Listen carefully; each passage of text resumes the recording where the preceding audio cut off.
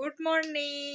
Hello বন্ধুরা, Rajnandini food লাভার্সে আপনাদের সকলকে দেখুন।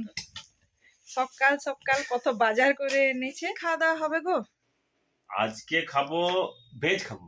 আচ্ছা আচ্ছা, মানে প্রত্যেকদিন নন ভেজ খেয়ে খেয়ে ভালো লাগছে না। হ্যাঁ হ্যাঁ হ্যাঁ। তারপর আমরা না মেলাতেও গেছিলাম, অনেক কিছু খাওয়া দাওয়া হয়েছে, তো সেই জন্য আজকে আমরা একটু ভেজ খাবো। আজকে ভেজ খাবো, ভেজ খেতে ভালো লাগে। আর দারুন দারুন ফ্রেশ ফ্রেশ শাক আছে। ফ্রেশ শাক পাওয়া যাচ্ছে। এই তো পালং শাক, সরষে শাক এনেছি।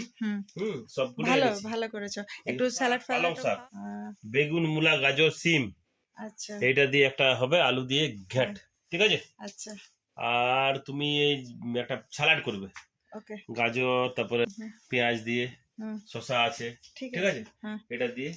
আর রাজমিতের কুমড়া, হ্যাঁ ঠিক আছে, এটা করবে।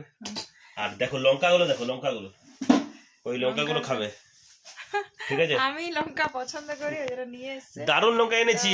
লঙ্কা মানে লঙ্কা বিশাল মোটা মোটা লঙ্কা, দেখছো তো সাইজ, একটা খেলেই মানে ঝালাপালা হয়ে যাবে, ঝালাপালা হয়ে যাবে।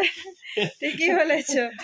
আচ্ছা তাহলে আজকে ওই মেলা থেকে এনেছিলাম, ওই ওই মাস্টার্ড অয়েলটা দিয়ে করবো, তাই তো?